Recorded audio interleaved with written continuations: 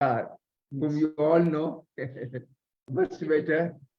Dr. Sarkar has been such an humble and also helping not only ISA. Last time when we met, there was some delay in arriving because of the confusion.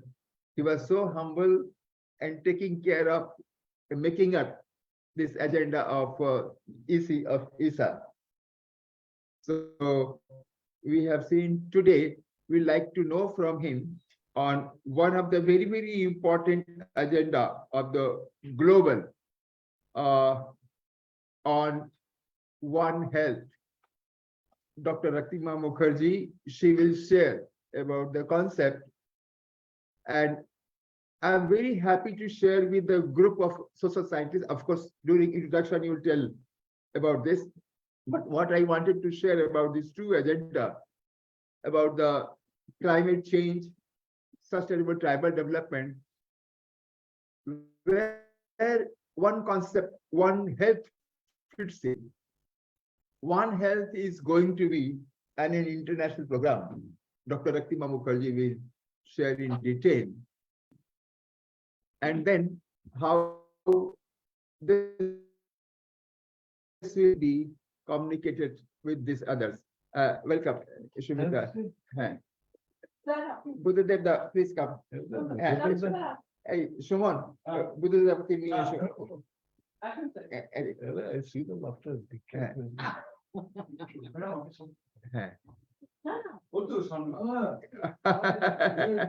Early morning, you not Yeah. getting.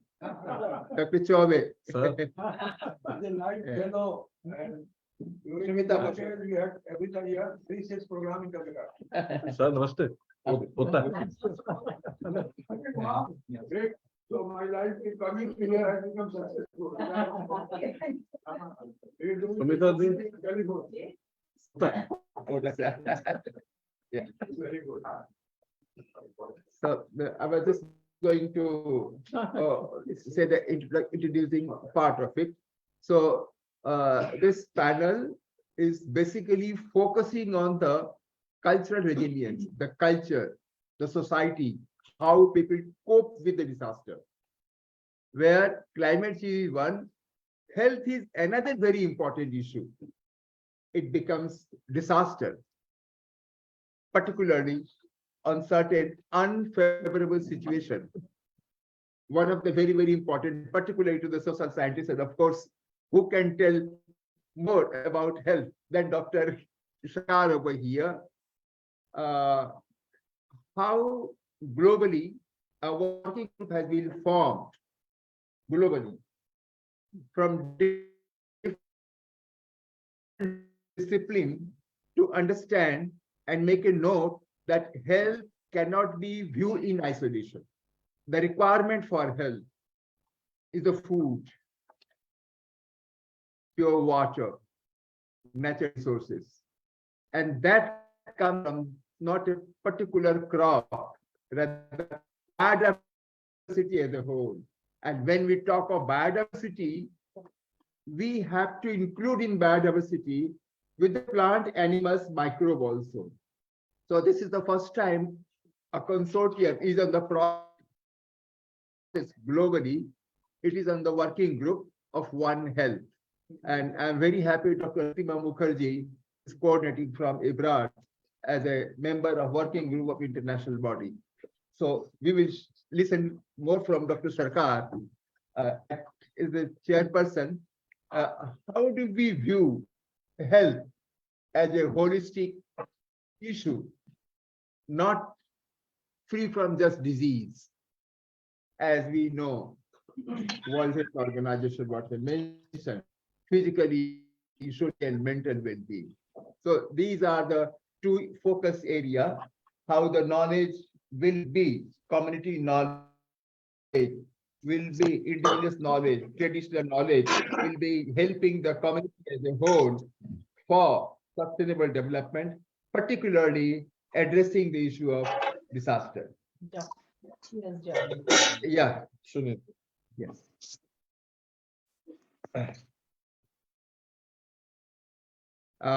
Welcome, Dr. Sunita Reddy.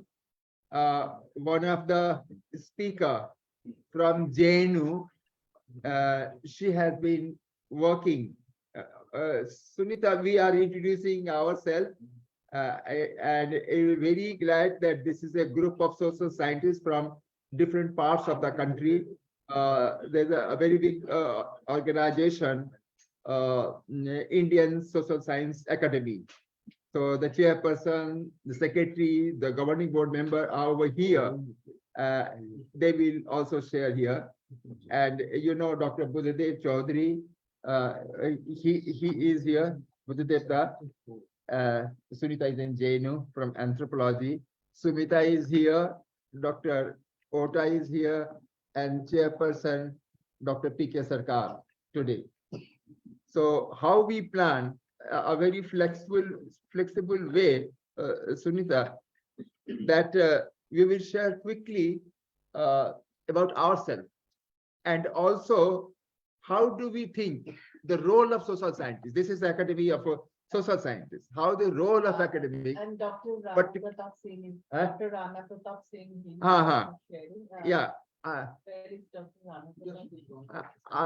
आएंगे doctor Pratap ji please हाँ बाहर गए हैं आ रहे हैं हाँ ठीक बाहर गए हैं आ रहे हैं okay Dr. Rana Pratap Singh and Dr. Chaudhary. हाँ 24 है so how do we start, Chairman sir? Now we'll introduce ourselves only. हाँ इतनी बात क्या मैं yeah Just a second. हाँ Microphone करना है ना तो catch कर लो. जी I am Dr. Shiv Kumar. I teach human rights in Baba Saheb Bhimrao University, Lucknow. And I feel that social science has much role to play in the development of the child. Understanding the culture is that is in this child people are seeing.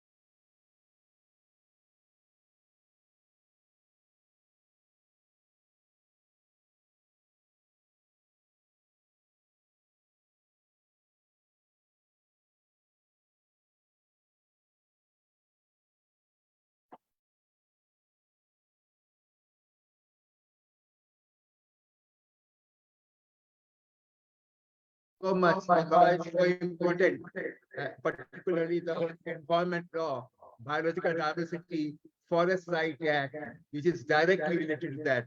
And I'm sure Dr. Ota will share about the particularly vulnerable tribe in the context of Forest Right Act. Yeah. Thank you so much. Yeah. Yes, Samita.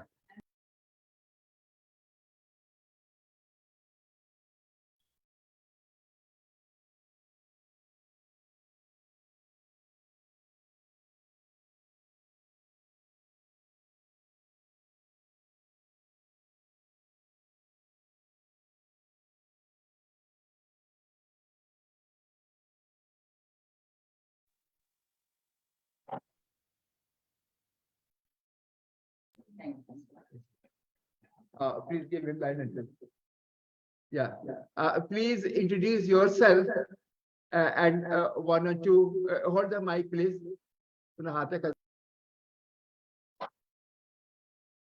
So,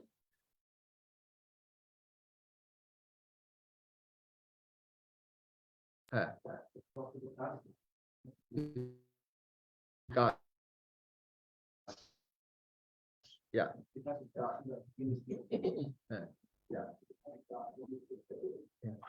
microphone फिर उस पर microphone पास में है. उनका microphone लेके ही दे दो वहां से उनके हाथ से माइक्रोफोन लेके इनके हाथ में दो हाँ ऐसे भी लोग बोल रहे हैं जी हाँ Small group. Amit Chaudhary from University of Science and Technology, Meghalaya, and School of Business Science. हाँ हाँ Actually very neglect করা হয় বাস্তবে গভর্নমেন্ট সেন্টারগুলো আমি আগে বললাম যে মনে মনে কিছু আছে কিছু করতে অসুবিধা হচ্ছে আজকে আজকে হচ্ছে বা মিটিং হচ্ছে কিন্তু এটা নেগলেক্ট করার জন্য তো ভয় পাই যে ডাক্তাররা যাবো আমার শিক্ষিত লাগবে বন্ধ করে সারা জীবন খেতে হবে তো সেরকম ক্ষেত্রে কি হয় ইনিশিয়ালি গ্রামের একটা প্রেশার দিয়ে ইভেন্টটাকে বার করবে পরবর্তীকালে ব্লাডারটাও ধীরে ধীরে ধীরে ধীরে হাঁপিয়ে যায় হাঁপিয়ে গেলে তখন পুরোপুরি ইভেন্টটা বার করতে পারে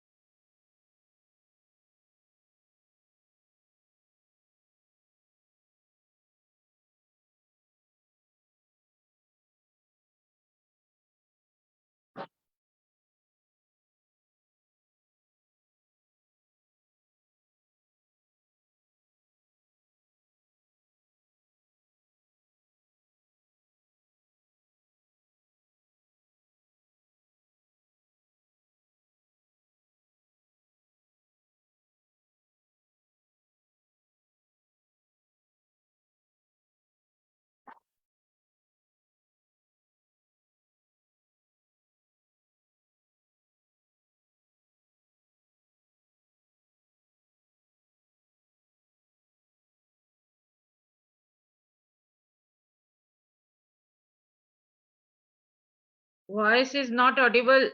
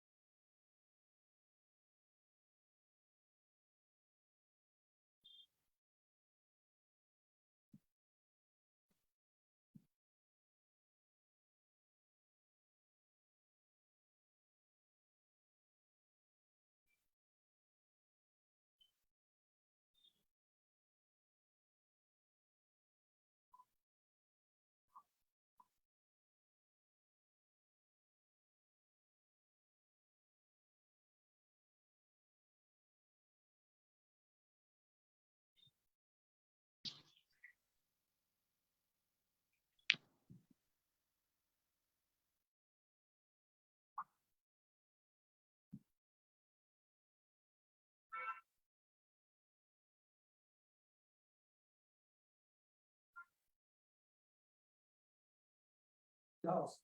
And there was another thing, but so that is my connection with this and a connection. Long time, I'm here to listen to what scholars thought on the subject which is very able and very dear to the Indian society. Because in the very beginning, the academy has organized a national symposium during the Congress at Delhi on tribal techniques, social organization and development. That was long back. Now that kind of thinkers about tribal technique, we don't find today, the additional science and all that was there. So I will be very happy to benefit and update my knowledge about these thinkers. And I'm grateful to you for. Dr. Vishwanath Sarkar. We are introducing, yeah, this is Rashid Parekh. So, good afternoon, sir. I am Dr. Vishwanath Sarkar.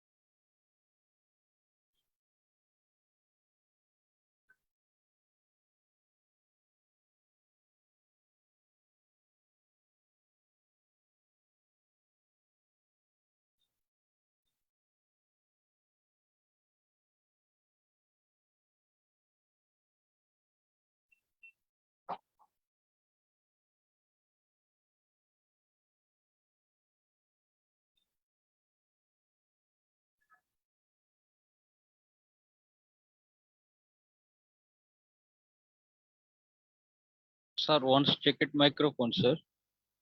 Voice is not audible. Voice is not audible. Sorry, it's okay. Yeah, Unmute karo. It's all right, no. No, Yeah. please unmute your system, Professor Roy. Yeah, no, I did, I did. Yeah. Shift the system towards Professor Chaudhary. It's all right. Yeah. No, if just shift the system towards. Is it okay? Yeah, Yeah. please. So the. Can you hear now?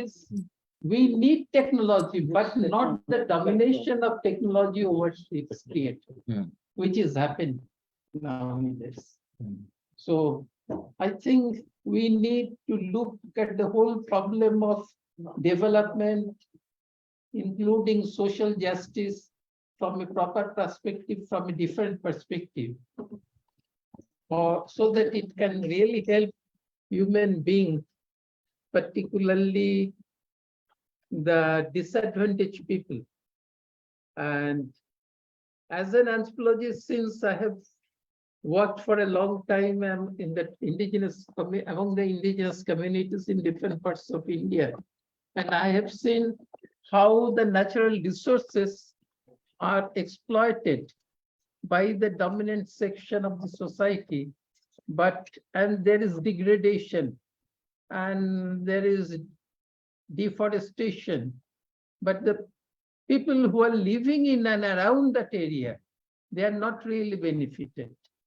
So there is a need to look in this, but the very issue of exploitation and use of natural resources and evolving a proper strategy to handle this problem so that the degradation is minimum and it really do not hurt the people to that extent. Thank you so much. Thank you, thank you. Thank you, Buddha Devda. Ah. Ah. Yeah, thank you. You are. Good. Huh? Oh, yeah. Oh, madam, last.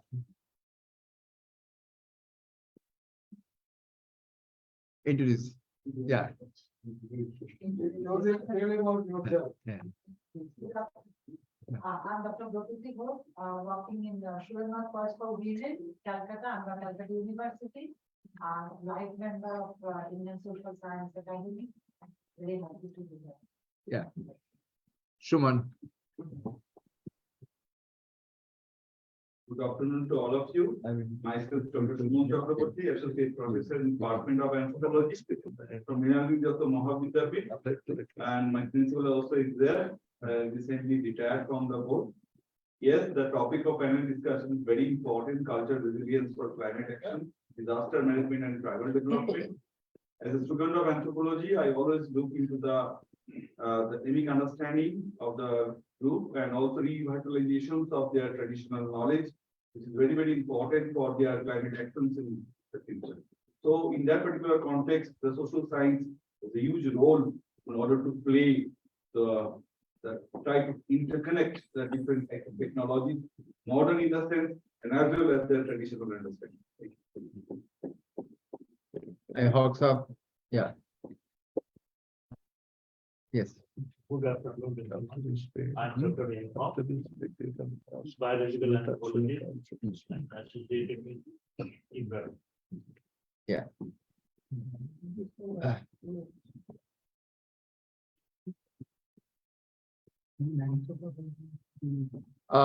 Friends, I hope you can listen to me. Sunita, you can hear me? Sinhaji? Okay, friends. Let me share three just issue which Ibrad has been working in this. Being a co-organizer, I'm privileged to share. The first point that when we talk of climate change issue globally, anywhere, of the many factors for the climate change, it has been mentioned that biodiversity is one of the responsible for its depletions. There are many factors for climate change, disaster, but depletion of biodiversity is one, and that has been globally accepted by all the body about the importance of biodiversity. Now, if we want to address the issue of biodiversity, if we consider this is the most important factor of the climate change, be it tribal or non-tribal, this is for all country, all race, all nation, all religion. It's a common problem of climate change. So in that biodiversity loss, we find as per the IUCN report, which I have published recently, that world's most important rich biodiversity, that is 80% of the biodiversity are found in or around the tribal habitat. So what do we understand? That if we want to address the issue of climate change, we cannot ignore those tribal habitat which have the rich biodiversity globally. Now, if we accept the fact that tribal and biodiversity together, so any kind of development, conservation activities for the tribal is no mercy, is no paropkar on them. It's not taking a kind of we are working as a savior. In fact, working for the tribal, conservation of biodiversity is for saving our own globe. So this is the first thing which have come to our mind. Now, if tribals possesses or have the richest biodiversity, what is the condition of the tribal? The second point, most important, if you see the website of Ministry of Tribal Affairs, if you see the report of the Human Development, we find the tribal have the education in the very bad way. and the Human Development Index, which is a compound index of health, education, and access to resource. These three makes Human Development Index. The Human Development Index, HDI, of the tribal are lower compared to non-tribal. Very interesting. Those who are working in the tribal or around the tribal, have you noticed in the same landscape, in the village where tribals are also there, non-tribals are also there? What makes tribal with lower education level, lower HDI, lower hemoglobin, more mortality rate, and poverty? Is it not very surprising in the same habitat how tribals, despite so many good intention of the government, despite so many special preference for the tribal, despite extra funding for the tribal, despite special officer, Tribal Research Institute deputed in our country, why the tribal Human Development Index is lower compared to non-tribal? This is a major agenda for research. And if that be the case, how to address? And not only that, we have seen there are special acts like Biological Diversity Act, of course, for all, but it has preference that those who conserve, they will have special levy, equitable sharing. The Forest Right Act, we all know, it has special preference for the tribal. There are constitutional structure, constitutional instrument to protect tribal. So when act is there, fund is there, intentions are there, why tribal human development is lower? This is one of the research agenda for any scientist, not only social scientist, any scientist. What is different? So if we go through that from our study, what we find that there are agency who takes care of health of any district. Is a health department. There is education department who looks after school, colleges. And there are agriculture, other who livestock, animal resource department. Each department works for their own agenda, own priority. But as Human Development Index is a composite compound of all three, one cannot have a improved Human Development Index unless three work as a common goal together. And finally, I will share one point. IBRAD, while working with the tribal in number of states, what do we find? Our observation that in order to have a good livelihood, not any one sector can address the issue. That means in the same landscape, if you think of the crop, you have to seek the soil health. If you want to improve soil health, good manure, you want cow dung, you need good livestock. If you want to have a good livestock, livestock can't be healthy if there's no pasture. So there are 9 elements which are interdependent that forms a system of natural system. And my colleague, Dr. Raktima Mukherjee, will share how all these work together will address the issue of sustainable food or resources. So with this opening the challenges of that, and finally, as a student of anthropology, study sociology, the 5 social institutions, I repeat, the 5 social institutions, family, what family members talk, children, what they watch, what kind of institutional norm are there about the economy. So institutional arrangement, then the education institution, the political institution, which takes care of the law act, policy support, and the religious institution.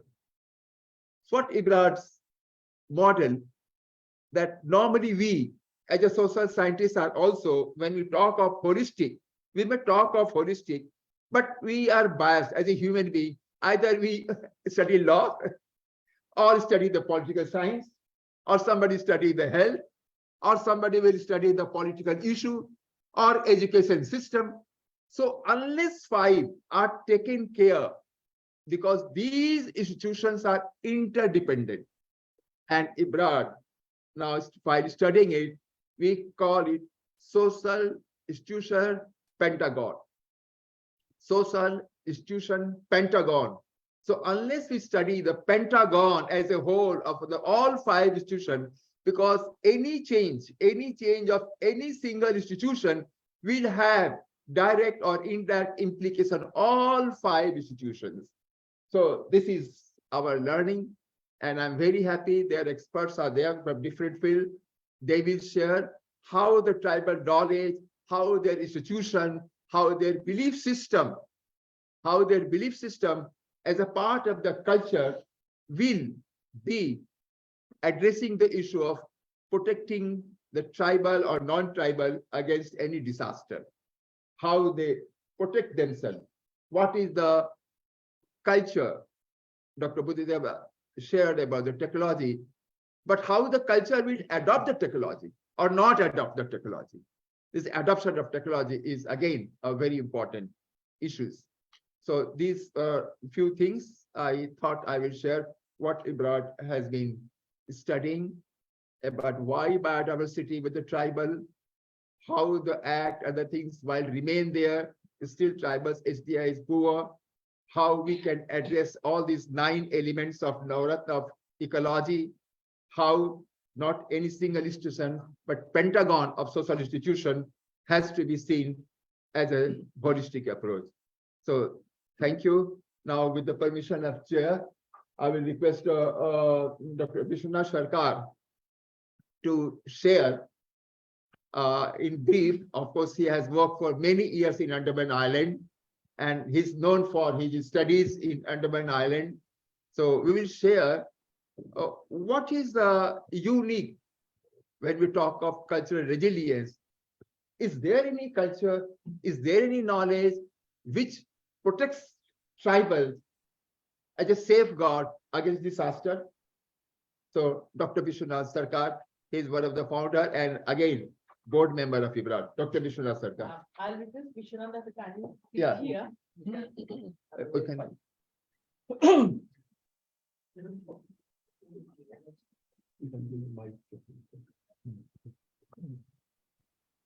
So Dr. Vishwanath Sarkar will share with you on his experience how the tribals from Andaman have been using their culture as a cultural resilience as a part of it. Dr. Vishwanath Sarkar.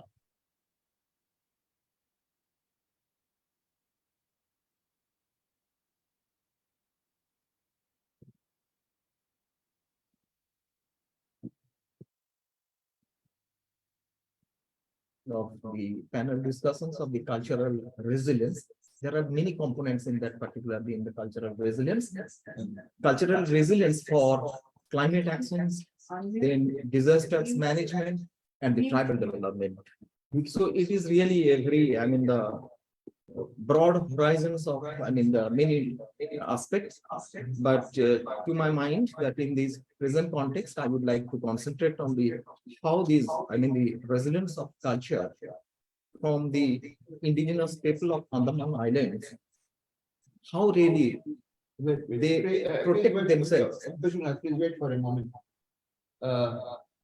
It's a noise. How to, yeah.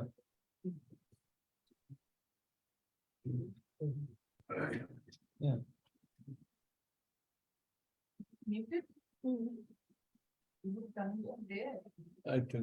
I think I can speak without mic. It's not speaking Okay. with my- Just remove the call.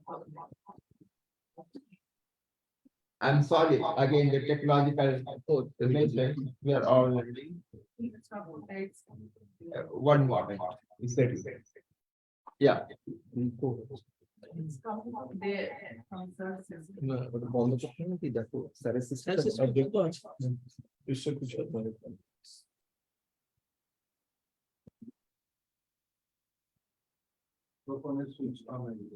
No, it's already switched off, like disconnected from there. Yes, okay, yeah, so thank you. So as we talked about the cultural resilience for the three at least main domain, that is the climate actions, then your disasters management and the tribal development. So it's really a broad horizon to, the discuss, but I will try my level best to concentrate on the how this cultural resilience, help a particular indigenous people of Andaman Islands for a massive, the disasters that occurred in 2004, that is the tsunami, and first times in that particular island, and how really what is the strategy? Their cultural plasticity, how they really protect themselves from that massive waves after this tsunami. On the contrary, the many other, the communities, mostly the immigrant populations, although they are living in that islands, that particular area was really damaged like anything, and the mortality is quite high, and it is absolutely a disparate, the kind of rates between the tribals and the non-tribals or the immigrants, those who actually settled there after independence. So just I had an opportunity to walk among some of the tribal communities of the Andamans, and that is the Ongi and the Jarwa most precisely. And then immediately after, even I actually visited the Nicobaris, and I have a study on the Central Nicobar Island. So I have visited almost more than about 3 months I was in there, that particular Central Island, Central Nicobar Islands, and then I have studied. And after tsunami also, I revisited that area, and that situations that I will explain with a very brief, the account. So as we aware that the cultural resilience refers to a kind of cultural plasticity, that how the community are maintaining and developing their culture of mostly the traditional knowledge for their subsistence and their survival. Despite many challenges and the difficulties, the resilience culture is capable for the maintaining and the developing themselves, that particular community. So, being an anthropologist, just I would like to mention that of all the natural calamities that man across, the human beings came across, the earthquake is one of the most potentially dangerous one. And except making a few studies, the anthropologist attentions in that particular natural disasters, particularly the tsunami or the earthquake, is very limited ones. And I would like to refer the first work on there are many studies on the famine and flood, particularly the Professor Prashant Chandra Mahalanobis epoch-making study on the famines, as well as the Professor K.P. Chattopadhyay from Calcutta University. They have studied initially that anthropological perspectives of these kind of natural disasters, but there is a long gap between. But very recently, these kind of studies are now really initiated, and I would like to mention that the relationship between the indigenous knowledge systems and the natural disasters has developed more interest in the recent times, because after that particular tsunami in 2004, there are quite good publications that is based on the cultural perceptions, then the anthropological perspectives, and the impact of the tsunami on the society, how really they are maintaining. So these are the different kind of studies that has been initiated. I had an opportunity to walk the two situations after these natural disasters. The first one is the massive earthquake in Maharashtra, that is Latur. Hopefully that you have remembered the Latur earthquakes, that is in September 1993. That was a massive earthquake in this Maharashtra. And from Anthropological Sub of India is a very small team, and comprising at least I am one of the member of that particular team, and we immediately proceed to that area, and we have studied that impact of that particular earthquake in the Maharashtra Latur. And then the second one is very important, the Bhuj of the Gujarat. So I'm not talking today about these, the Latur earthquake, but now straight away I can, provide some of the, the experiences which I have learned from the community peoples, that how really they survived from that particular massive tsunami. The earthquake in Bay Islands are not unusual, because there are many earthquakes in a very sporadic, in a very small magnitude, hardly about 3.5, 4 or less than that. So very frequently that, because that Andaman Nicobar Islands is actually situated a kind of the seismic zone, but it is real. So they have an experience about the earthquake, but they never, seen that kind of the massive sea wave that is after the earthquake, which is popularly known as tsunami. So, as I mentioned, that the earthquake of the Bay Islands are not unusual, but the massive waves on the sea surface as tsunami resulted from the undersea earthquake had never happened in these regions in the recent past. So they do not have any idea about the, the tsunami in that particular regions. So we remember that on 26th December 2004 morning, there was a massive earthquake and the magnitude was 6.7 Richter scale. And that was, the epicenter was in Indonesia, which is very nearer to the Nicobar Islands, because from our last Pygmalion point, popularly earlier, now it is Indra Point. So from Indra Point, it is hardly 90 kilometers away. That is, the epicenter was there. So it was really a massive earthquake initiated in that particular regions, and then after effect with tsunami. Now, this particularly, it is subsequently tsunami hit the southeast coast also, and in the mainland India, particularly the the Chennai, and this particularly that particular entire the eastern coast is affected severely, including the Andaman and Nicobar Islands, and killing more than thousands of people from Andaman alone, particularly the Nicobar. The two situations, one is in the Andaman Islands, the other one is the Nicobar Islands. So altogether they are different from each other. The one is the, the Andamans is inhabited by the, the so-called, the Negrito populations, and they are number initially during that particular British colonial periods, they have estimated about more than 5,000, and that drastically reduced to, hardly less than 5,000. The 5,000 populations reduced to 1,500. And right now, when I'm really talking this lecture, their populations is less than 1,000 and comprises the 4 major populations group. One is the Jarwa, as we talked about. The another one is the Great Andamanis, Ongi, and the Sentinelese. So out of these 4 Negrito populations, that is the, which is popularly known as the African Pygmies and the Asian Pygmies, because this they consider as the Asian Pygmies. They are the African Pygmies in the, definitely in the Congo basins and these regions. But in our recent studies at the molecular level, we have fairly established that they are the offshoots of that particular African Pygmies, and they actually reached that particular islands about 25,000 years before present.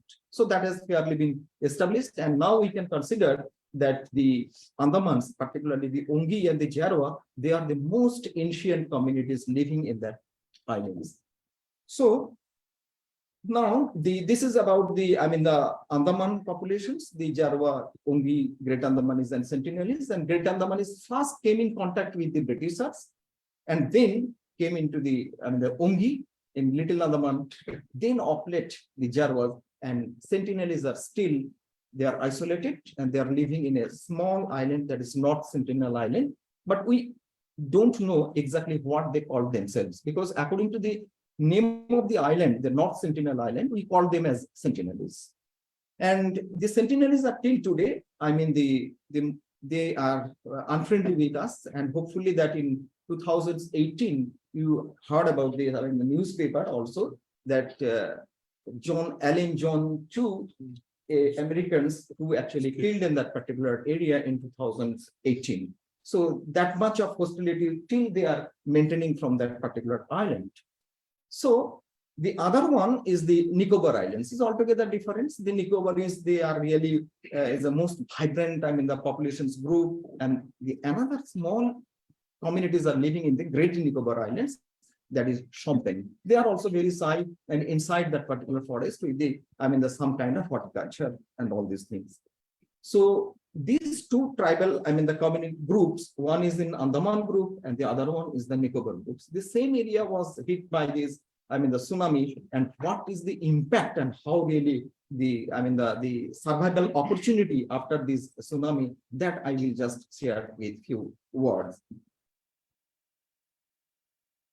In 2002, I mean, the 26th December 2004, when that particular tsunami affected that particular area, the majority of the, I mean, the populations, mostly the, I mean, the non-tribal communities and the tribal communities of Nicobaris, they are the most affected individuals. On the contrary, when I visited that particular area after the tsunami, then we inquired about it and then also visited in many places. And we came to know that none of the Jarwas and the Ongis are really were killed by this, I mean, or affected by this tsunami. On the contrary, the Nicobaris is a havoc. And you fully aware that in the Car Nicobar, we have a very good air base.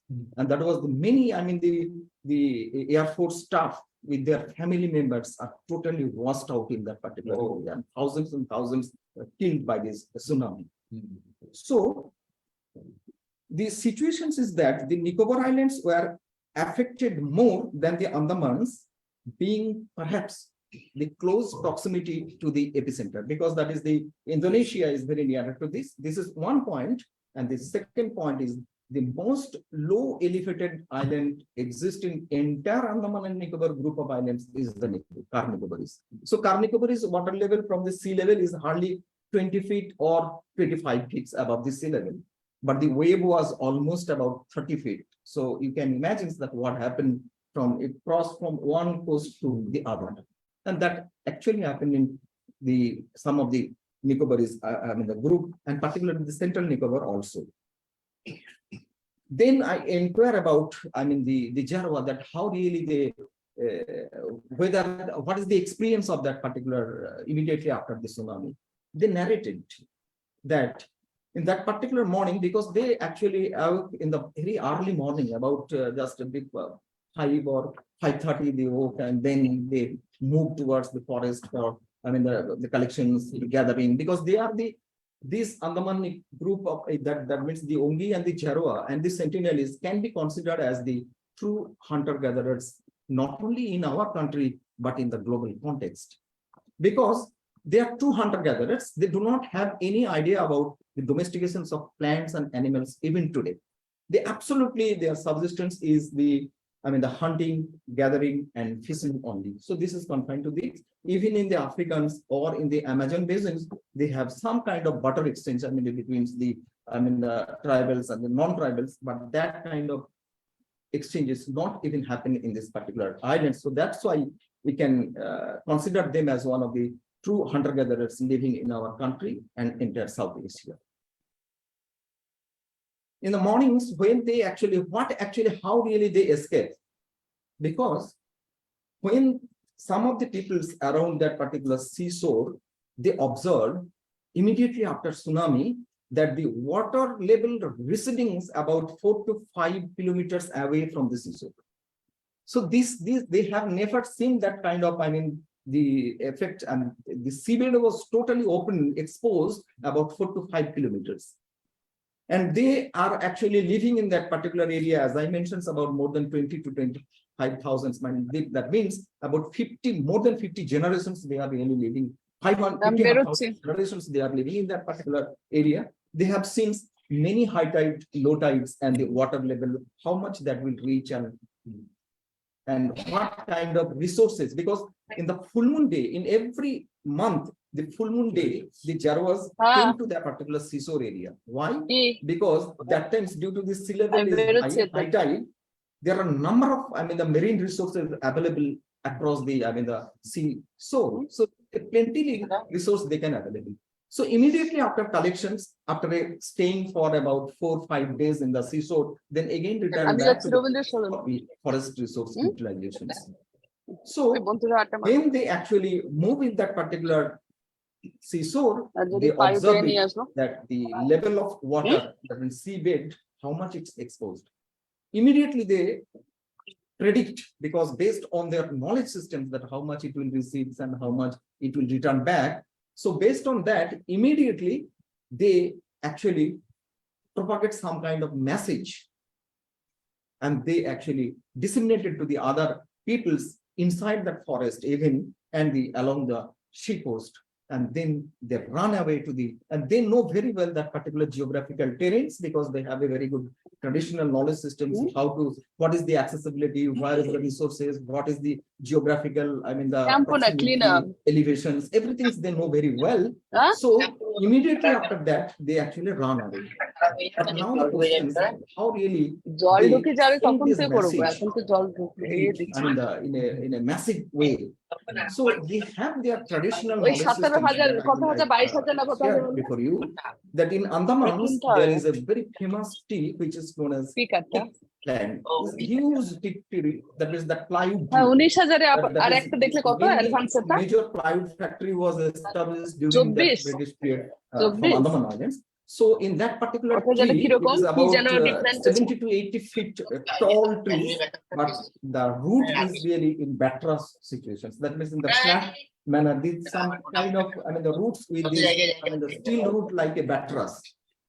So they can propagate and produce different kind of sounds, and different rhythms for different. Sir, someone, because that area was very vulnerable areas, and majority of the times the carriers and the outsiders, they came and sheltered into that particular seashore. So whenever the outsider comes and they think that they are the aliens group, then they can, with a wooden lock, they can propagate a different kind of rhythms and communicate inside the forest that the threat is coming from outside. Even a particular even in a particular family, if in a particular family having a birth of a child, then this is a kind of another rhythms they can produce, and they can understand that a child born in their society, because their populations at that time, so when I was working intensively, their populations was only 278. And that times we have predicted that these populations are not really a declining populations. They have entire potentiality for growing populations, and it's happened today. In 1998, I have studied the entire, the Jarwa, and that time we have enumerated 278 individuals, and we have predicted and published in a particular book that is published by the Anthropological Sub of India, the Jarwa Contact, with my other two. A census kind of. Census kind of. Each and every individuals with photographs, because it is very difficult to communicate. So through this photograph, we have identified it and individuals, and also by name, and then we have created a database with this photograph, and that was 217. Just after analyzing it, then we can predict easily that these populations is not really a growing populations, because their number of children is 4, 5, and they have these, the healthy individuals that times. So we have some predictions, and we have already published also. Now their populations is 450 individuals. Wow. So it's really, on the contrary, the Great Andaman is those who came first in contact with the Britishers, about 5,000 populations, they drastically reduced to only 19 individuals in 2051 census. But now gradually it increased, and now their populations is only 55. So including all 4 tribal communities, they are even today less than 1,000 populations, and the major predominant group is the Jarwa one. So I'm talking about the Jarwa. So this kind of message and signaling is very important, and that is their traditional knowledge systems, how to communicate in this dense tropical forest for different kind of, the messages. Sometimes it is a joy, sometimes it is a sorrow, that means death, or sometimes the threat is in near future. So we have to be prepared for this. So this kind of, the signal systems is still exist in that particular Jarwa culture. And that they produced immediately after that, I mean, the tsunami, and after listening to that, they immediately guessed that something is most, I mean, the virulent or violent attack is coming from the seashore, from the sea level. Whether it is human or it is in the tsunami, that time they don't know, but they immediately prepared that something is, a threat is coming from the seashore. So immediately, when they actually saw, then they actually moved and towards the elevated area. And there was, you know very well, that one road is constructed in that particular entire, I mean, the heartland of that particular Java territory is the Great Andaman Trunk Road. So they enter into that particular area, and none of them are affected by this tsunami. So this is the, I mean, the how these, I mean, the traditional knowledge systems with this kind of, I mean, the signaling to the different kind of threats, they can protect themselves. So this is one kind. On the other hand, the Nicobaris are really, rather it is their traditional knowledge system sometimes create a lot of problems, because they actually, Sir is also very well known because Sir worked among them. So the Nicobaris, they actually, their heart, the communal heart built on the seashore, not inside the forest, because they have a very little forest. So the little forest, they preserve it for the, I mean, the day-to-day, I mean, the use of the material culture, the house building, the implements, and so on and so forth. So central portions, they preserve the, I mean, the forest, and the peripheral, I mean, the seashore, they actually build their heart. So even that particular tsunami, when affected, that was totally destroyed, and they have lost many things, even their culture, their raw materials, and their, I mean, the expert, those who are having that, their artisans, their craftsmanship, they have lost forever in that particular Nicobaris. So this is the two contrast situations. One is the Andaman and the Nicobaris and the other mainland tribal communities. So I think there are many other scholars they have to share. So this is my small glimpses, whatever I have learned and seen. And when I actually visited the Central Nicobar, I was really shocked, because in a particular island, that is Trinket Island. So I actually visited there. They have provided me the house, food, and everything for my stay. And now nobody is living in that. It is totally uninhabited. And that Trinket Island is, I mean, cut into 3 pieces. And this is uninhabitable right now. But record is that article is already published in our book as a baseline information. So thank you. Thank you. Thank you, sir. Thank you, Vishwanath, for a wonderful, very mesmerizing kind of talk and lecture. Before he says that question, one of the things I would like to share, that what Ibrahim has been working on the issues on the Pentagon of the 5 institutions. One is the socio-ecological processes. Social and ecological, these 2 processes are interdependent and interwoven. If we consider that tribal knowledge has saved everything in Andaman, he mentioned why these Nicobaris could not. One of that ecological factor, Nicobar Island is more or less flat compared to the habitat of Java, where they could come up. This is one of the very important example of socio-ecological processes. Sometime we'll discuss about it. Yes, gentlemen, you were saying something. Yeah. I want to make Yeah. observation. Huh. First of all, I would like to thank you for you have given very valuable information related to Andaman and Nicobar Island. One of my observation on Manali Island, actually there is evidence of earthquake in Assam in 1950, and I rightly mentioned about earthquake and all types of disaster. But there is evidence of river bank is there. But as per guideline of NDRF, river bank erosion is not listed there. From government side, they are not getting any relief, not getting any funds. When any evidence of disaster or any major flood occurs there. So I think river erosion is also a slow kind of disaster, and this should be included in the guideline of NDRF for relief of that people, because local people are migrating day by day to other places in their own land. So river bank erosion is not listed in the guideline of NDRF. Thank you. Thank you. Yeah.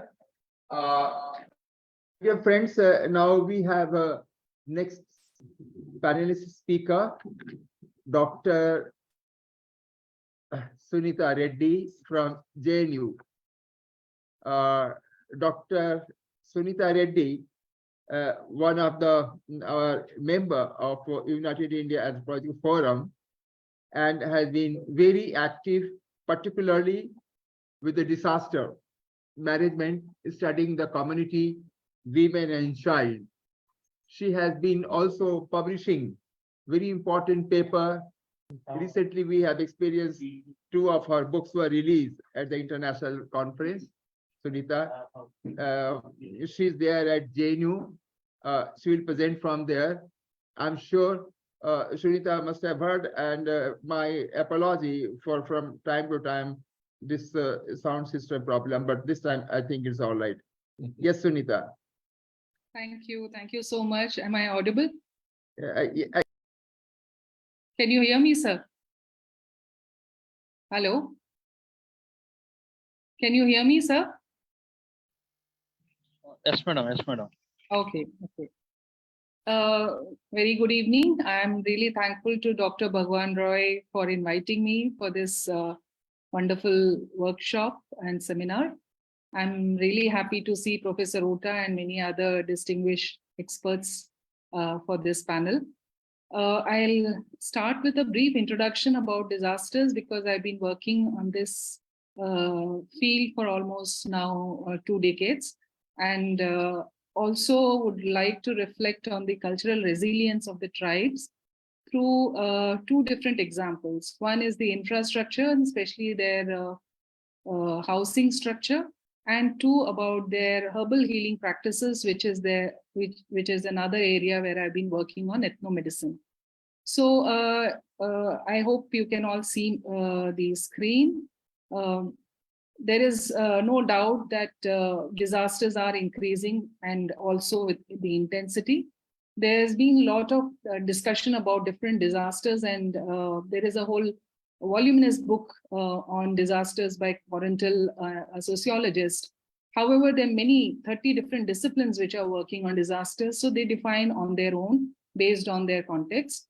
However, my interest have been to look at disasters from social science perspective, and I've been trying to look at as a social phenomenon where we see that disasters happen all the time, which are more like a natural events, say if earthquake or tsunami or floods are happening, but if there is no habitat or human being or loss of life of humans or livestock, it's not a disaster, it's a natural event which is happening. So what we see it as a social phenomenon when these have implications and impact on the social, economic, and many other aspects of human beings. There have been also changing understanding of disasters as supernatural. Even today, many people believe that. But if we say it as a supernatural or acts of human beings, then we are not, we cannot make anybody accountable for doing any rehabilitation. So it's very important to understand that disasters are again not natural, because quote unquote we say natural, but they are mostly man or human made, because when we look at disasters we have to relate it to the development which is happening around. And as we can see, the climate change is happening and its impact on disasters. There have been a lot of predictions about 100,000 floods and tens and thousands of landslides, especially in rainy season. We are now witnessing since couple of years how landslides have become very common, and there are many other disasters which are happening all around the globe. Now, these are geological and meteorological phenomenon, but as I said, when human beings are at risk and there is a vulnerability of population, then it becomes disasters. Now, what is important is we need to understand that we are risk society, and Ulrich Beck has clearly talked about the organized way of response to the risk as a society we are facing because of the safety issues, and the risk and hazards are increasing. And as we modernize, there is a manufactured risk. And more so when we look at the social relations, social structures with unevenly distributed wealth and social risk positions, that it impacts on human beings. And there is a differential distribution of resources and vulnerabilities. And we all know that the tribes are the most vulnerable communities. However, they have very rich resources around them. Now, my work on disasters, I've come up with my own monograph on Andaman Nicobar Island, and I just heard professor and expert just before me about the experiences of different tribes. I looked at two communities, both Nicobaris and the settlers, and it was a longitudinal study from 2005 to 2010. And I tried looking at what were the impact on the tribes and also the settlers, and what was the action by the government. So there was a wide gap because government, most of the programs were top down, and it had disrupted the whole social fabric of the Nicobaris because they were living in community huts. And because of the interventions of providing them concrete structures to nuclear families, cash flowing in, the whole community got disrupted. So this is a volume which was published in 2012. Post that, I've been looking at how the international aid actually again had a very unintended consequences among the communities, and it's an edited volume across the 5-6 nations which were impacted on disaster. So the Asian Tsunami and Post-Disaster Aid talks about how aid brought in very many unexpected and unintended consequences among the communities. And the more recent book which we planned on disaster planning and governance is part of the 19 experts who have been working in disaster area for the last 20-30 years. So they have basically mentioned about how the institutions of governance have been built and what were the challenges. Talking about one second. My first book, which I talked about the Nicobaris and its impact, the housing was the most, one of the, I could say, a kind of wrongdoing, because Nicobaris were living in their very natural habitat, and their houses became very concrete, which are non-sustainable. And the decision was only very token kind of community participation, and it was mostly top-down. And it really changed the lives of the Nicobaris. When we talk of development and climate change, there is an increased disaster risk. And if we can see this picture, it clearly shows how the development can lead to disasters. So natural habitat, normal trees around, and we keep digging and closing the ponds. We have seen in most of the urban, Bangalore or Hyderabad, many cities where we have constructed in floodplains and how then it got flooded. So urban flooding is an important area to work. There is vulnerability all around, and how communities have been coping up. If you see this picture of a man on the boat and the hut, Assam faces this every year, and still there are people who are living in those huts and living on the boats, and women can cook in the boats. They also run the family and taking care of their children. Gender dimension has come up very, very clearly in disaster studies, where women play a very important role, though we see them as vulnerable. But when we see the resilience they have shown and the coping capacities, it is very commendable. Now, my interest to look at the housing structure, and this I would like to relate to the tribal cultural resources and resilience. I would like to also share, some of you were there for the book release, which Professor Ota and myself edited on the tribal indigenous knowledge, especially the particularly vulnerable tribal group. This was released in the World Congress. Here is the hut. You can see the whole material is from natural material. And these are on the stilts. These are huts from the Nicobari Islands. And after that, there were tin sheets, which were given as a temporary shelters for almost six years or 6 to 7 years. And then they were shifted into permanent shelters. Now, my visit to Arunachal in 2019, this was the old house which was constructed when we visited. And the next day when we visited again, men, women, they were all working around building a new hut. And this is the beautiful hut which they constructed within 2-3 days. And they said that it is very important for the community to come together and build a hut. If somebody doesn't come, they mind it, because they said that even if in a death, if one person doesn't come, we don't mind. But if they don't come for constructing the house of the community, then they really outcast the person. So this is a very community kind of involvement in helping each other in constructing their houses. Now look at this hut.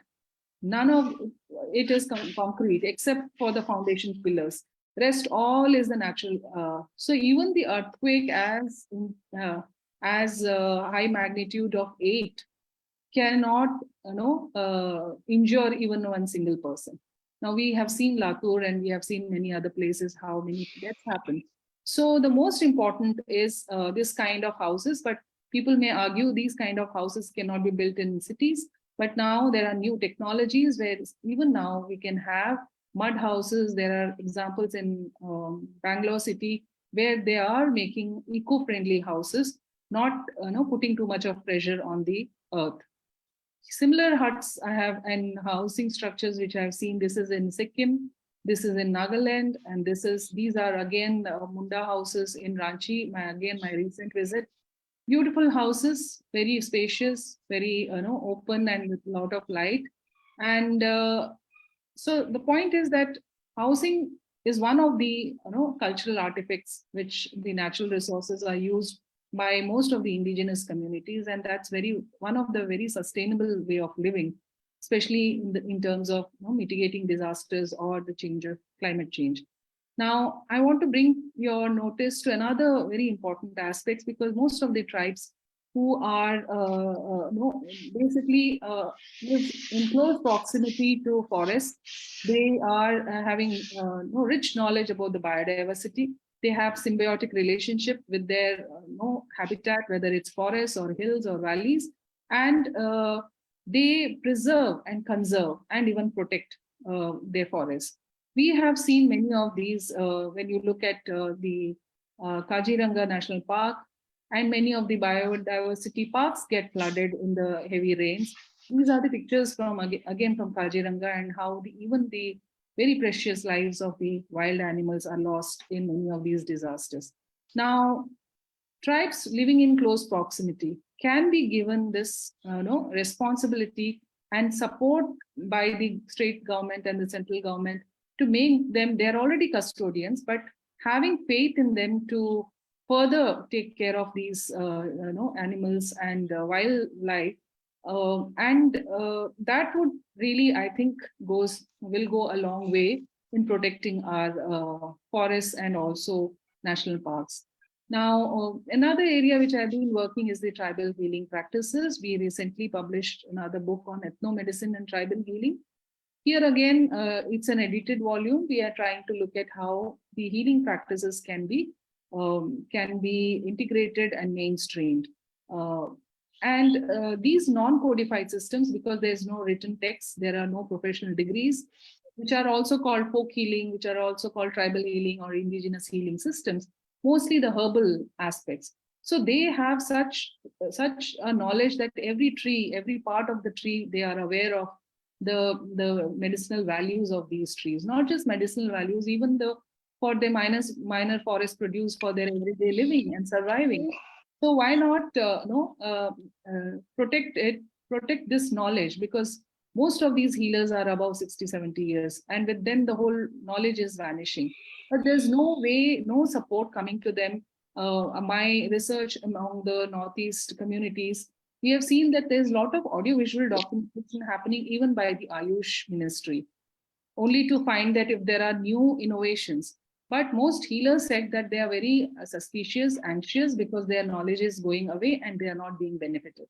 So this is again an IPR issue, intellectual property rights, which they don't get benefited. So they don't share many of these aspects. However, they have started documenting because many of the organizations are working to document so that at least some knowledge is remaining. And there's no young generation who are interested because there's no incentive for them. So there are ways in which these can be protected, can be promoted. I've published 1 or 2 articles which I'm happy to share about Healers Hut. Healers are also of a specialized nature. Some can treat poison, some can treat bone setting. So every panchayat can have one Healers Hut which can be constructed by the panchayat and the state government. And these healers can sit there and serve the communities. Their children can be given scholarships so that there is an incentive to learn this art and this knowledge, which can pass on from one generation to another. They can be given some seed money to grow herbal plants around their kitchen, and also give a lot of other technologies, like they generally collect these herbs and dry it under the sun. There's no pounding machine, which are very crude. So why not help the healers to get these technologies in place which can dry the plants, or storage material, or many other aspects in which they can be supported. Only then I think this vast knowledge, because biodiversity, knowledge of the forest, trees, plants, even the flora and fauna will disappear. And even though having forests all around us will be beneficial, but healing, and especially the health issues which we see all around the country, that there is very inequitable distribution of health services, especially the biomedical specialists are not there in the remote areas, where they all depend on these healers, and they are at the doorsteps. And the most important is they charge minimally. Sometimes they don't even charge. So they are the first responders. They are the first, healthcare facilities which are at the doorsteps. So we cannot, especially for the poorer community, so we cannot ensure any healthcare without having these knowledge around. So it's very important that we protect, we promote the healers, especially looking at the herbal healing, and try and see how this cultural heritage can be sustained. And there are many things which we can learn from the tribe. As we know, the tribes are the most simple people, they are most humble, and they follow ethical guidelines. Even the healing, we have seen they are following ethical guidelines. They are untouched by the modern, the what you call a kind of unethical means. They are sustainable. They have sustainable way of living, and we have to learn from them the humility, the simplicity, and they only exploit the nature, not even exploit, they basically take what is needed, and there's hardly any greed, and they have been living a very sustainable life. So there are a lot of things which we need to learn from the indigenous communities, and the rich cultural knowledge and resources which they have can be the only way forward, because otherwise with this climate change which we are seeing every day impacting so many countries, it's irreversible. We will then lose. We generally say the world will be over, but world will survive, because we have seen in the COVID that when we were inbound, when we were in the house, the nature was thriving.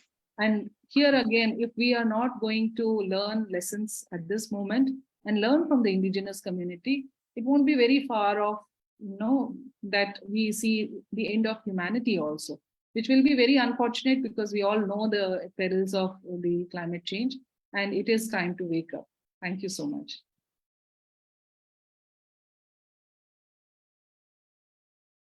Pratap ji, thank you. Kahan hai Rana Pratap ji? Actually, he's not in the mobile. Okay, So oh. he's based inside. All right. Friends, thank you very much, Sunita. We heard number of issues. One of the things which we were discussing some time back about the traditional knowledge, particularly the indigenous knowledge, how the indigenous knowledge is not only helping themselves, but also the other community. Sunita, Dr. Ota recently among the study that the Baiga tribal and many other tribals, from Baiga, we have seen through the newspaper also, one Lahari Bai.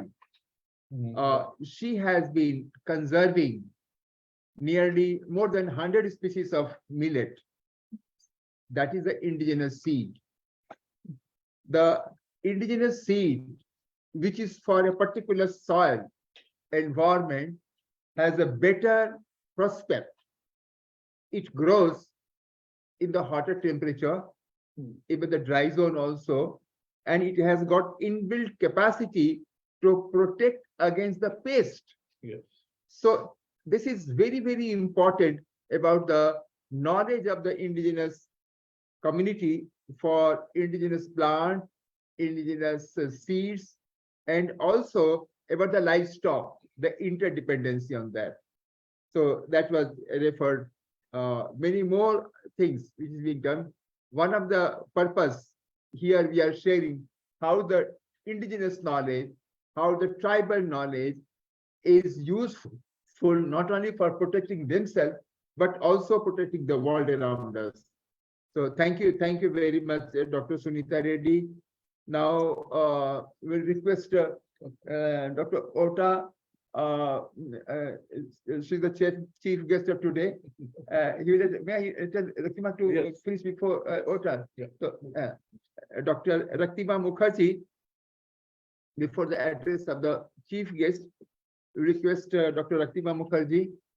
Dr. Raktima Mukherjee has studied her ecological geography, ethnography, and her PhD in joint forest management, have been working as executive director of IBRAD. She has been conducting many research and training for different client people, including IFS officers.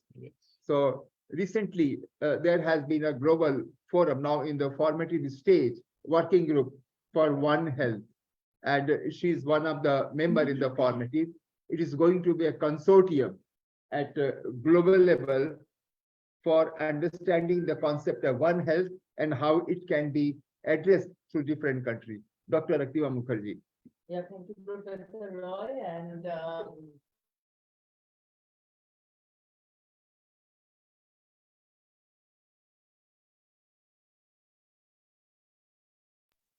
it is indeed my pleasure and honor to present my experiences and thoughts with you today. Sorry, as Professor Roy has mentioned, this One Health, as we all know, this is not a new concept. It has been in circulation for a couple of years, but after COVID-19 pandemic, people have started realizing its importance more and more. Where it is in this concept of One Health, the health is dealt in totality, in a holistic manner, and where the continuum between human health, planetary health, and animal health are taken together. And it has been realized, like, the human health cannot be improved, cannot be maintained if we don't take care of the planetary health as well as the animal health. And we all interact so closely, and how these interactions be synergized, and we can achieve the goal of One Health. So keeping this in the conceptual framework in mind, there has been like different groups working at the global level in our country also, and Sir knows much better than me about the initiatives, what is being taken and how these are being promoted from WHO, World Health Organization. This One Health is now being promoted and is taking the center stage. And as Professor Roy has mentioned, there has been an international group of multidisciplinary people working together for One Sustainable Health. They have formed a One Sustainable Health Foundation with its headquarters in Paris. So there, in this foundation, there are like 8 international working groups are formed with people from different disciplines. And as we understand, like if One Health says like we need to understand the continuum between human health, planetary health and animal health, then certainly it is not limited to any one discipline. Neither the physicians, the doctors, medical doctors, vet doctors, or the social scientists or environmental scientists, all need to work together, ecologists. So these working groups are again, it's a multidisciplinary group of experts are working with each of the working group. And I'm fortunate enough to be part of working group, international working group number 6, where the main focus emphasis is to understand how we can ensure community participation.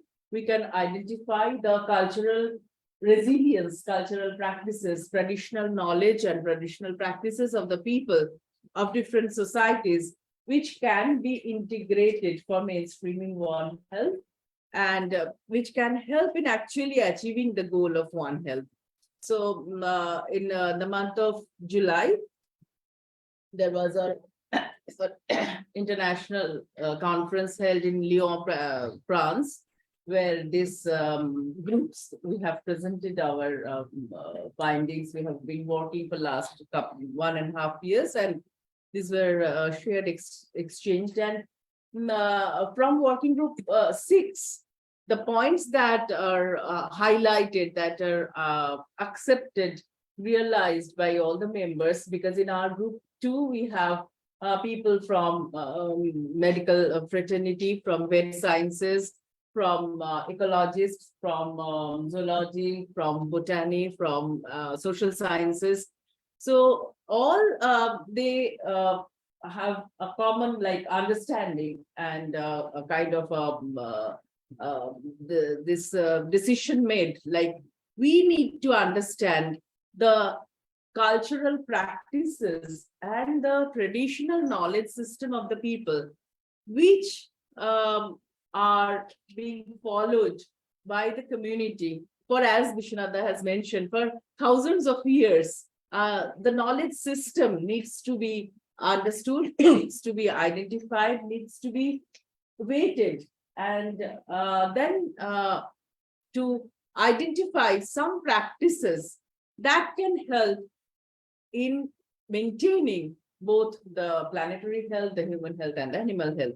And there a number of like, especially among the indigenous communities, the tribal communities, we have seen their system of looking into nature, their very rich traditional practices of conserving nature, of their interaction with the nature, the way they do it while having resources from the nature for maintaining their life and livelihood.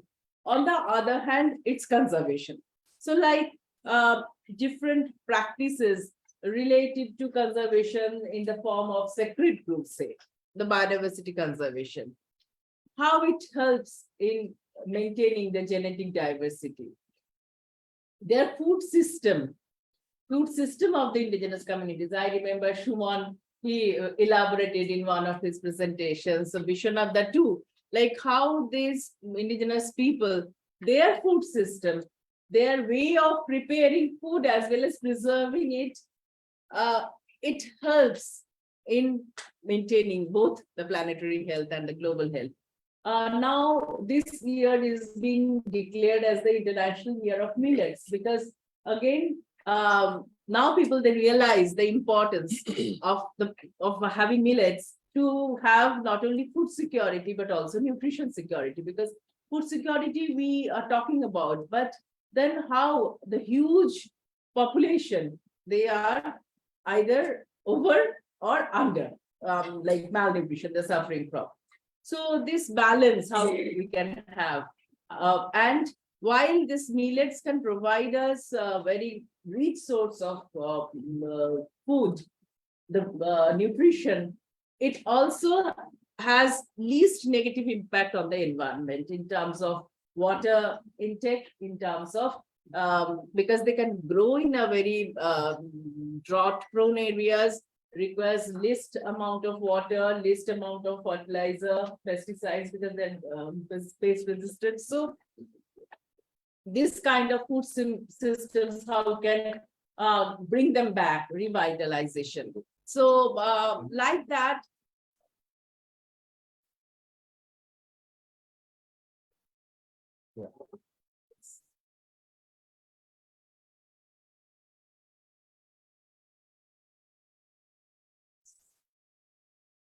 And then sorry, these practices also provides us an opportunity to devise strategies for climate change adaptation as mitigation as well, reduce the climate risks and vulnerabilities. So learning from these indigenous communities, identifying those indigenous practices, the traditional knowledge system and practices, then integrating them in developing the strategies for climate change and adaptation can reduce the climate risks and its associated disasters to a great extent, which is being understood and recognized globally. And One Health, they say One Sustainable Health.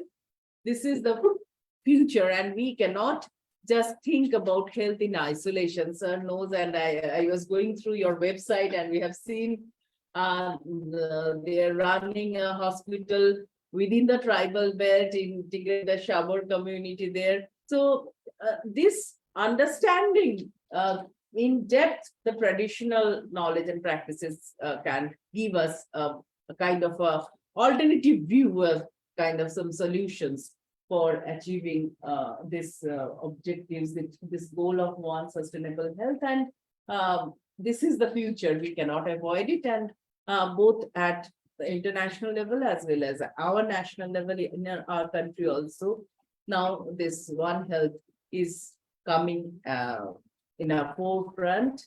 And for that, we need to work in a coherent manner. We cannot work in silos. We cannot just have our own compartments and work alone within that compartment. We need to break the boundaries and see, conceive, act in a integrated manner. Thank you very much. Thank you. Thank you, Rakima. Friends, you must have heard one of the very important things. Earlier, we were thinking, planning, addressing food security. Food security. We work for number of years about food security. But what we came to know, that even if there is enough food, the food is there, but it hasn't got nutrition. So now the challenge is about the nutrition security, how to have food as a matter of not something to fill the belly, stomach, but to have a nutrition. So these things and holistic. Thank you very much. So now we request Dr. Professor Ota, the Chief Guest of Day, to have his address. And I will request Dr. Ota. He has got full liberty to address that. But some of the very, very important issue of the tribal, particularly when we are talking about the tribal and the climate change and disaster, when the act is there, Forest Rights Act, how it can be effectively used by particularly vulnerable tribe, PVTG. We know of all the tribes, 75, not little more, are more vulnerable compared to others. So Dr. Ota, please. Thank you, Professor Roy. And after, yeah.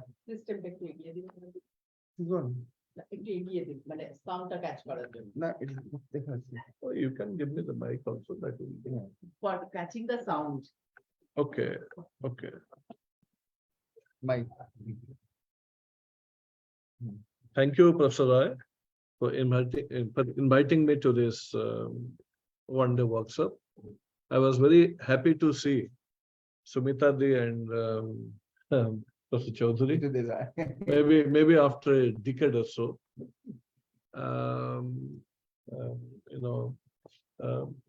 Professor Sarkar. Professor Sarkar and all the esteemed, dignitaries who are here. They're all experts. I was really very thrilled to listen to Dr. Sarkar's those two, case studies. Yeah. Vishwanath ji. I was really very happy. Before I speak a little bit about, PVTGs and the forest right, I'll speak about the indigenous knowledge system as a whole. And I will try to show one, video documentary, which I have done in Odisha. How indigenous knowledge system and practices will be very meaningfully used for survival of the tribal communities on a sustainable mode. Friends, often we think that probably the tribals have everything to learn from them and we have nothing to learn from them. If you really look at it, you will really find the tribal culture is very rich and we have got a lot of things to learn from them.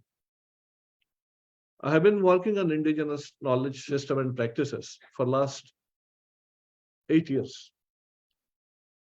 And we have made documentation of probably 31 tribal communities so far.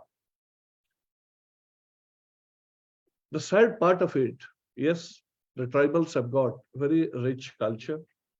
Their knowledge system and practices used to be, underline used to be, very great, but because of, the transformation, many of the indigenous knowledge system have vanished and only few of them are left out. And if you see the knowledge system and practices, it is not only, limited to one sector or two sectors. You see any sectors, I think the tribal knowledge system has something to say, something very important to contribute. If the indigenous knowledge systems that, few of our speakers have said, Dr. Sarkar, Sunita, and many others have said, if they're documented properly and analyzed and tried to be integrated with the mainstream, strategies that we are making, I think those indigenous knowledge system will be really contributing to the entire world. Well, in recent times, things have started. There has been probably the Ministry of Culture is going to start it in a mission mode.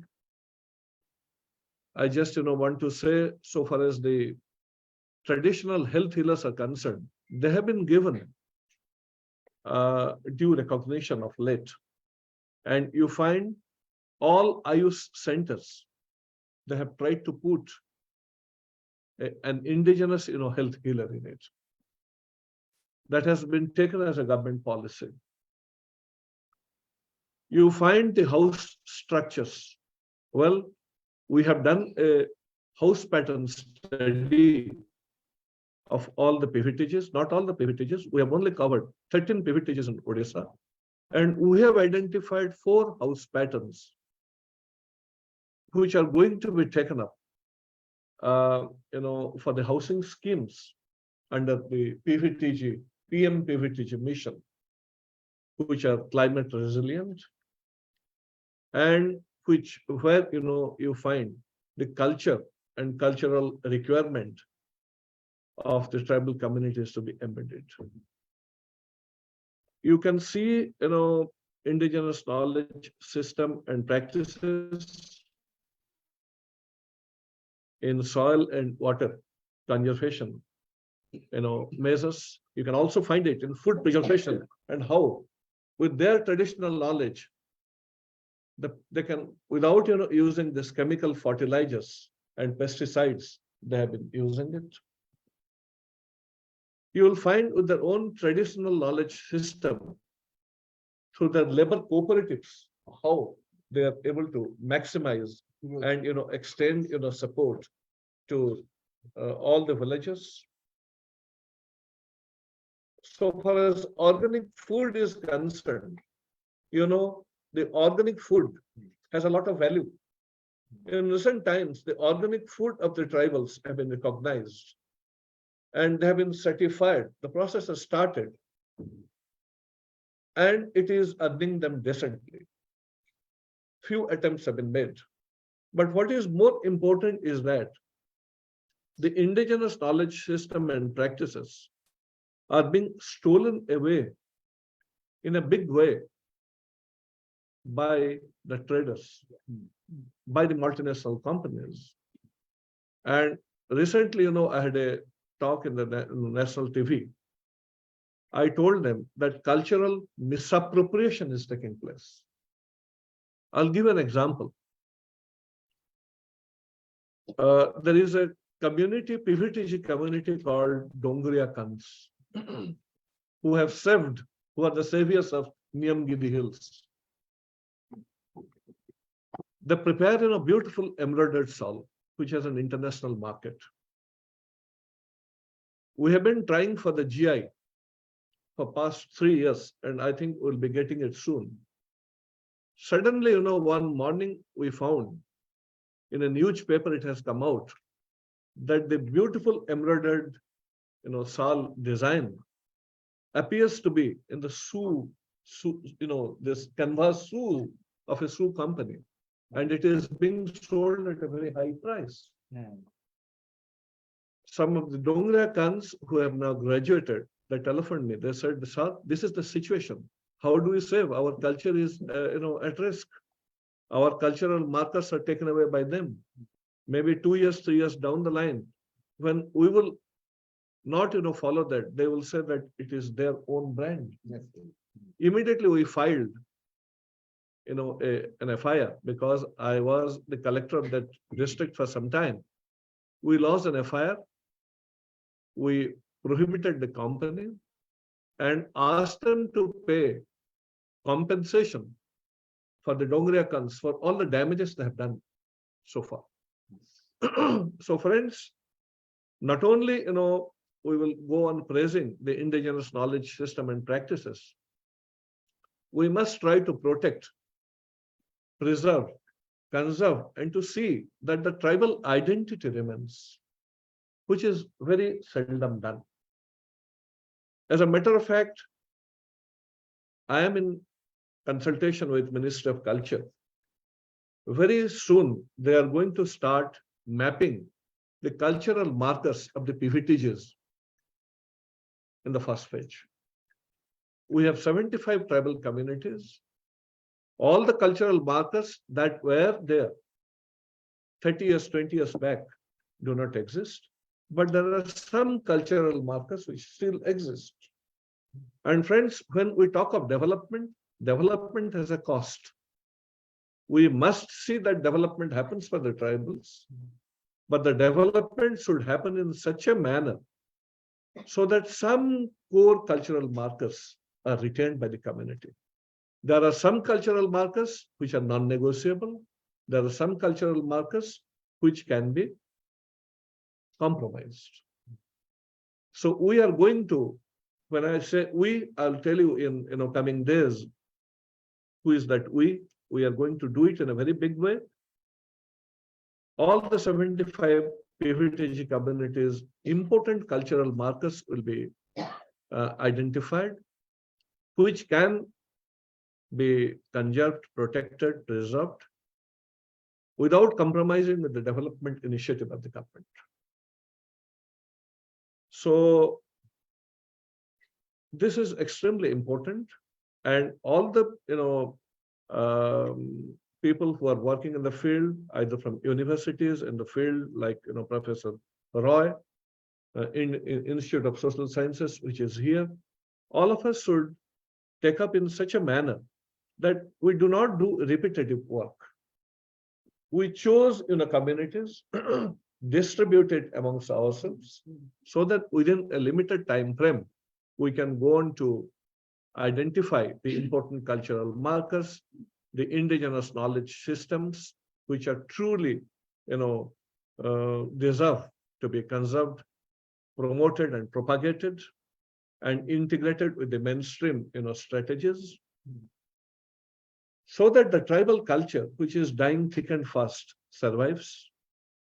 The cultural markers are retained, which are worth retaining, and people at large will also become benefited.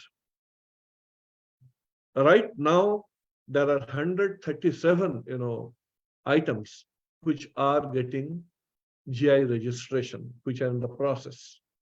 34, items of tribal arts and crafts and other, indigenous knowledge system have got, GI, and another, about 94. Together, it was 134 or 37, I don't remember. And a potential more than 1,000, items have been listed out community-wise. It is huge, and Government of India is very keen to take it up. But, role of anthropologists is extremely important in this manner. We must go, we must see the process, we must see its origin, we must see what is its exclusiveness, and whether the community is using it. And once it is given GI, whether the benefit of this can be reaped by the community or it will go to the business houses. That also needs to be, documented very clearly. So this is a very, good beginning, Professor Roy, that you have done. But probably when we talk of indigenous knowledge system and practices, we have to make it very broad-based. We have to do an agenda, and the agenda should be such that within a reasonable time frame, we cover those issues and keep the identity of the tribals intact and see how the benefits are extended to the tribals and also to the general masses. Thank you very much. But before that, I'll request, Raktima to put, a 15 minutes video, which is there with me.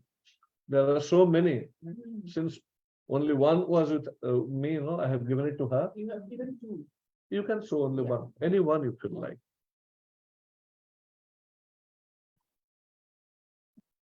And you'll be very happy to know that in among the Juang communities of Odisha, IIT Roorkee, you know that they have taken up a study and they have started now a hamlet where the Juang houses are constructed using the materials available locally. I think they will be completing the project in another 3 months' time. And we are planning to develop a community museum along with that, in that hamlet.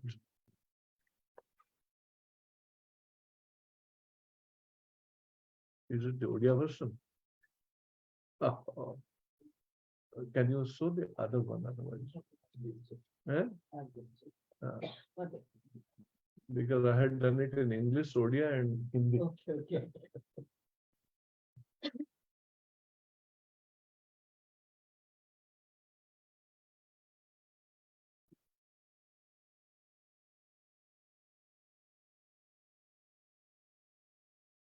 Is it difficult to say?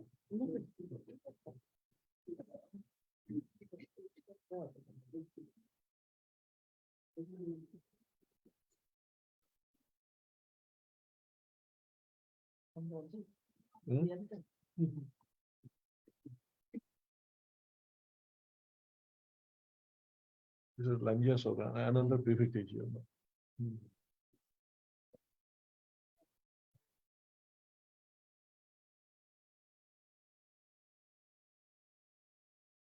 If time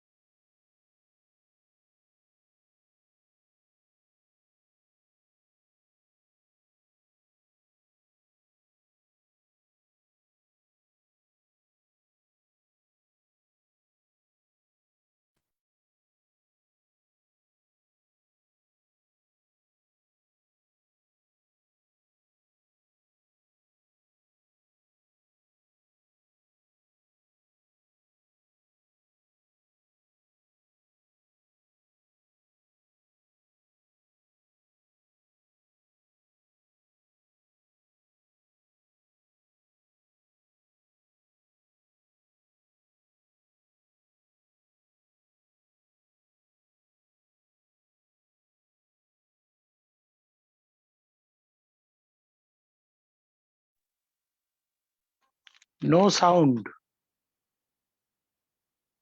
We cannot hear anything.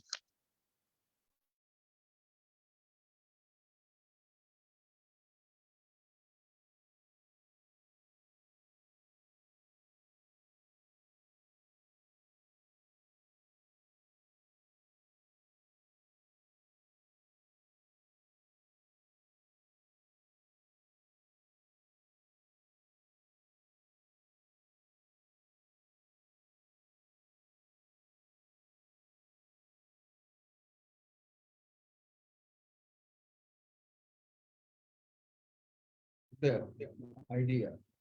Now they will not involved in the water conservation. Just make a last attempt. Yeah.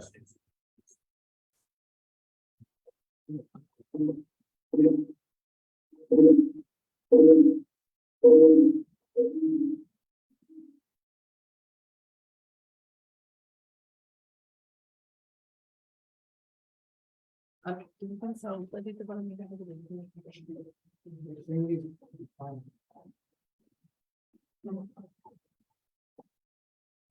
Some problem.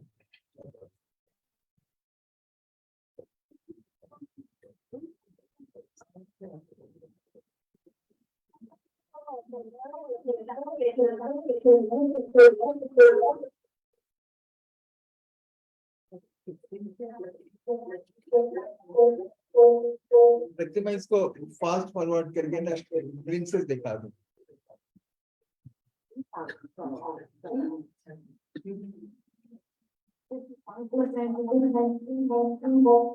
Mute mute हुआ है। করতে হবে sir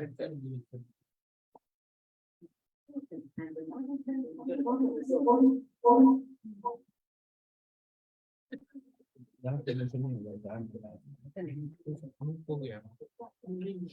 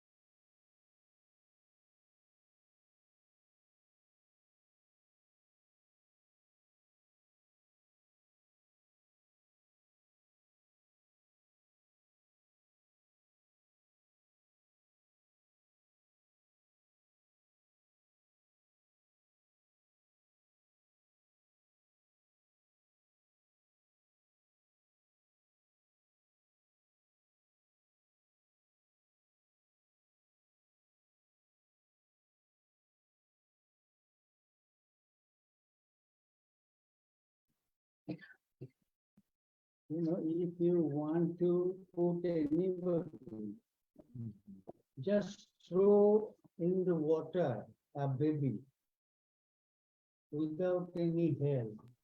I was just asked to do and talk on something which I haven't prepared. I haven't mentally prepared. I have to speak on this, but still I have to. But then you will see how appropriate that Sanskrit adage, Javat Shobhate Murkha,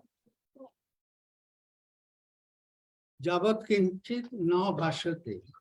So long a Murk can, shine until he speaks out. So we'll see how a Murk was shining, but now the original, in the ignorance of this speaker, will come out. I will not, since I was not prepared, I don't have any slides, nothing of the sort. Certain issues from the speeches of the learned, researchers, scholars, I could just took down a few points. Well-meaning researches. But first of all, we talk of health. What is health? Is health synonymous with medical treatment? What is health? WHO says there are 5-6 determinants of health. Food, then wage, that means forget the, that means there must be some labor. I mean, so to earn for this livelihood, there should be education, safe water, etc., plus provision for medical treatment. All these encompass health. So, but we say health. Similarly, WHO gave a call in late 70s, health for all, by 2000 AD. All of you have health for all. What does it mean? Health for all. Health for all means, what does it signify? Health means if everybody gets health, health means what? All the determinants of health. And everybody gets all the determinants of health. Nothing remains to be done. So what was the slogan? Health for all. 2000. See, it was since we didn't critically analyze the word health, without provision for shelter, water, food, employment, people will be starving and will attain health for all. You see, this is a discordant note about what I have heard. Please excuse me. I don't criticize anybody, but if I hurt anybody's sentiment, I beg to be excused. So one has to critically analyze. Similarly, One Health. I will come to that. Again, another slogan. But do not say how to provide 5 lakh people, our Indian citizen, our brothers and sisters die of tuberculosis every year. 5 lakhs. 15 lakhs contact TB and 5 lakhs die of TB. We have, why do they contact TB? Because lack of employment, lack of appropriate sanitary shelter. So we all huddle together in one room, one gets the infection from other. Without solving anything, we give a slogan that we will provide you health. So please critically analyze things. Then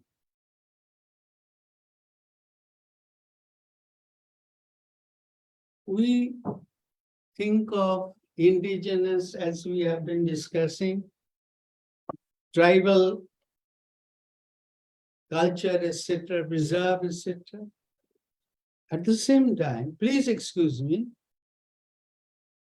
we pass laws and acts to destroy them, their habitat, the forests. We do. At the same time, we put balm, ointment on. So it isn't paradoxical. So we should think of, are the people sovereign? Are they masters of their lives? They are not. It's all due to market. Market will reach the tribal culture, etc., if it is marketable. Nothing will remain with them, provided, market hasn't yet reached. All will be destroyed. It's the market. Medical market, say, for example. So it was restricted so long within the cities and towns. Now it has all gone to the level, village level, Kasbah, to that level. Everybody is going after CT, computerized tomography, USG, etc., etc. So, and it is also going to tribal villages. Isn't it? How can you restrict the entry of market? Can you? Do you have that power? It will. So this, I think, should at least be given some consideration. How can we preserve actually tribal things as we have heard?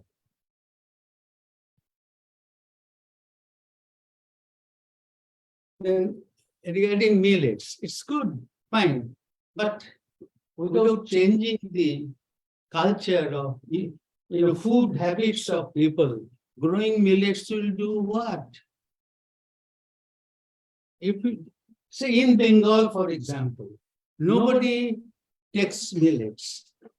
And if you, even the Adivasis, what you call the tribals, do not eat millets. They have never eaten millets. Yes, at times when lives are still, their status was very poor. I have heard, perhaps somebody of some of you know that for the last 2 decades almost, I've been living in a forest. I've left the civilization and just migrated to a forest-like condition. I never come to the cities to come here for once a while, once or twice a year. Just for the participation of the meeting, I have come from the forest to be with you. Frankly, so this is very real. 24 hours, 7 days and 365 days, we come across super tribals. They come to us for treatment. What treatment should we offer? Half paid. They cannot pay for the transport to come to our place. And we are supposed to treat them. This is the situation. And so tribal, non-tribal, the situation is the same. Poverty is rising. Unemployment is there. So what we can do? Are we masters? Masters of ourselves? No. We'll be guided by the market. So never mind. I wish to say organic culture, organic cultivation. It is simply not possible. I have seen over the years, people have sold out their bullocks. This because they don't have enough fodder to preserve them. They have gone for mechanization, power tiller, tractor, etc. And unless there are animal population in the families, there won't be enough cow dung. The heart of the mainstay of organic cultivation. Where is the cow dung? This is the situation in, I'm not including tribal and poor non-tribal. They cannot maintain.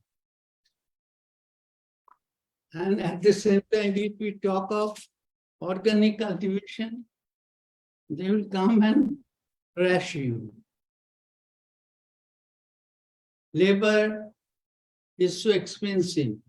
Essentially, they give the weeder, the dangerous chemical, chlorpyrifos, gossip all like that, because it doesn't require weeding, but so dangerous for the ecology. Who bothers?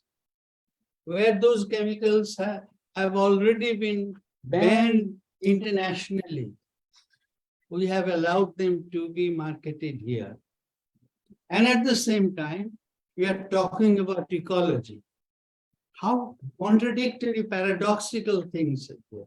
So unless things come to what sort of say uniformity in policy and practice, I think things will be difficult for us. Please excuse me for the discordant. Thank you very much. Thank you very much.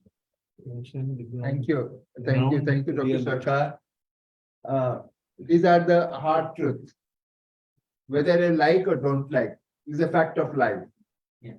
And almost all of us live in contradiction, set of contradiction at different stages.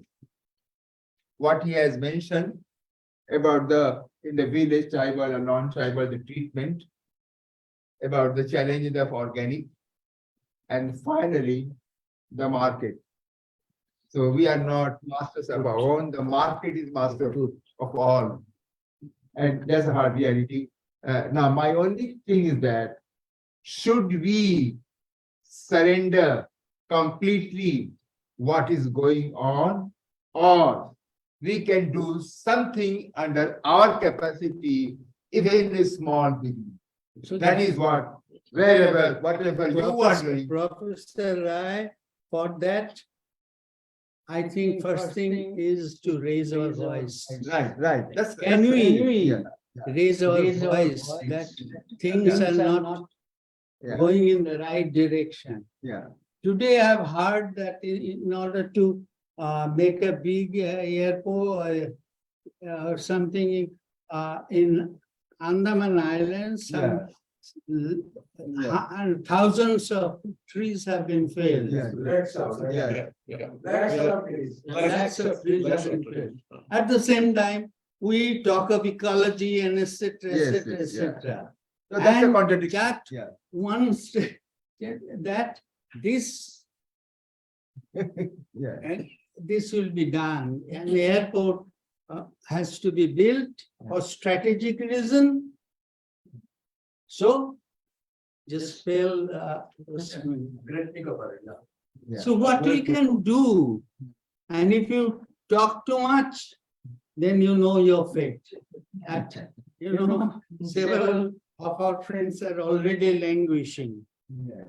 you know. So better keep mum. Yeah, no, not keeping, but still, you yourself have set an example. Why others?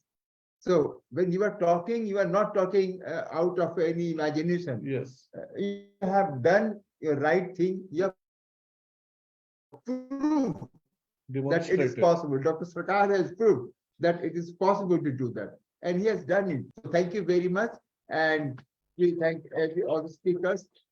Now we are running behind schedule, so 15 minutes. Our next agenda, just outside this room, there will be this tribal painting exhibition, and we request Dr. Ota to kindly open it. So my dear friends, just please move here only. It will take 15 minutes of over there.